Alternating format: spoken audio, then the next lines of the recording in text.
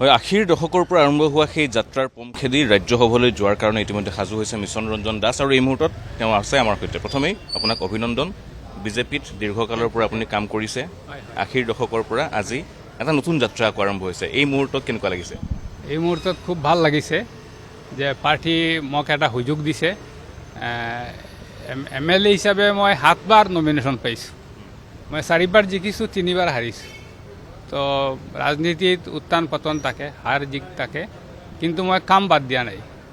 মই 2016তো মই কণ্টেষ্ট কৰি মই হাৰিছোঁ কেৱল 468 ভোটত। কিন্তু মই ৰাইজৰ লগ এৰা নাই, পাৰ্টিৰ লগত পূৰা আছোঁ। পাৰ্টি মই সুযোগো দিছে। আমাৰ সৰ্বানন্দ সোণোৱাল ডাঙৰীয়া যেতিয়া মুখ্যমন্ত্ৰী আছিল তেখেতৰ চৰকাৰৰ সময়ত মই AIDC চেয়াৰমেন মোক দিছিল, আৰু ডক্টৰ হিমন্ত বিশ্ব শৰ্মা ডাঙৰীয়া চিফ মিনিষ্টাৰ আৰু তেখেতৰ চৰকাৰ আগতে মোক AISTCৰ চেয়াৰমেন মোক কৰিছিল।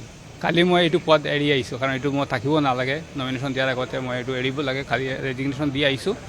খুব ভাল লাগিছে। আমাৰ কেন্দ্ৰীয় নেতৃত্ব, ৰাজ্যৰ নেতৃত্ব চবক মই কৃতজ্ঞতা জ্ঞাপন কৰি আছোঁ। এটা বিশেষ প্ৰসংগক লৈ চৰ্চা হৈছিল, পুৰণি সংঘাতক লৈ, কিন্তু আজি বিজেপিত আপোনালোকক সংস্থাপন কৰাৰ জৰিয়তে সেই তেনেকুৱা কথা যে নাই সেয়া স্পষ্ট কৰা হৈছে। কি ক'ব এই বিষয়ে? এইটো যিসকলে উত্থাপন কৰে তেওঁলোকে এইটো চাওক। আজি আমাৰ বয়োজ্যেষ্ঠ নেতা ৰমেন ডেকা, তেখেতে 1985ত MLA কণ্টেষ্ট কৰিছে জালুকবাৰীৰ পৰা। তেখেতে নাজানে, মানে তেখেতে এইটো ভাবাই নাই যে মই নমিনেশ্যন দিলে জিকিম। কিন্তু লালকৃষ্ণ আদৱানীয়ে কৈছে যে না, পাৰ্টিৰ ফ্লেগ উইল ফ্লাই, পাৰ্টিৰ flag will fly, you should contest.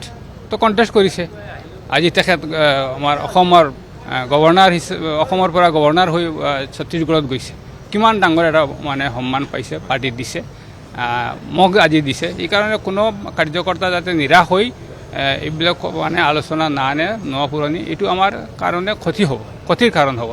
Assam যেনেকৈ আগবাঢ়ি গৈ আছে, ভাৰতীয় জনতা পাৰ্টি যেনে ছাষ্টেইন কৰিব পাৰে, তাৰ কাৰণে চেষ্টা কৰিব। তাৰ মাজতে দুই এজনে দল এৰি গৈছে। অশোক শৰ্মা আপোনালোকৰ দীৰ্ঘকালৰ সংগী, বহু কাম কৰিছে তেওঁ বিজেপিৰ হৈ। দুখ কিছু আছে মনত? সেইটো ঠিক আছে। তেখেতে পাৰ্টি এৰি গৈছে। মই বিনম্ৰতাৰে অনুৰোধ কৰোঁ তেখেত পাৰ্টিত ঘূৰি যাতে আহে, আৰু মই ব্যক্তিগতভাৱে অলপ চেষ্টাও কৰিম তেখেত ঘূৰি অনাৰ কাৰণে। আগন্তুক দিনত কেনেকুৱা দায়িত্ব পালন কৰিব? যিহেতু বিনা প্ৰতিদ্বন্দ্বিতাৰে নিৰ্বাচিত হোৱাটো প্ৰায় নিশ্চিত হৈছে।